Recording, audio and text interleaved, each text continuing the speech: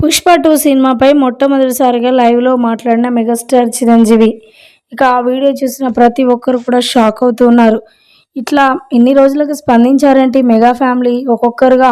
మరి మొన్నటికి మొన్న పవన్ కళ్యాణ్ అసెంబ్లీ వేదికగా, అదేవిధంగా మెగాస్టార్ చిరంజీవి ఇప్పుడు పుష్ప 2 విషయంలో జోక్యం చేసుకోవడం ప్రతి ఒక్కరిని షాక్‌కు గురిచేస్తుందనే చెప్పాలి. ఎందుకు అనంటే మరి పవన్ కళ్యాణ్ విషయంలో అల్లు అర్జున్ చేయడంతో వారి మెగా ఫ్యామిలీ ఎక్కువగా క్షమించే గుణం కలిగిన వారు. అల్లు అర్జున్ విషయంలో కూడా ఎలాంటి జోక్యం చేసుకోలేదు. బయటి వారిని క్షమించగలిగింది మన కుటుంబ సభ్యులను మనకు మనం క్షమాపణలు చెప్పుకుంటే తప్పేముంది. కాబట్టి పుష్ప 2కు సంబంధించి మాకు ఎలాంటి సంబంధం లేదు. ఎప్పుడైనా రిలీజ్ చేసుకోండి, ఎలాంటి షూటింగ్స్ అయినా చేసుకోండి, కానీ మమ్మల్ని మాత్రం ఇన్వాల్వ్ చేయొద్దు. వాటి పరంగా మేమేమీ మాట్లాడట్లేము. కానీ సోషల్ మీడియా వేదికగా ఎన్నో పుకార్లు అయితే వస్తూ ఉన్నాయి.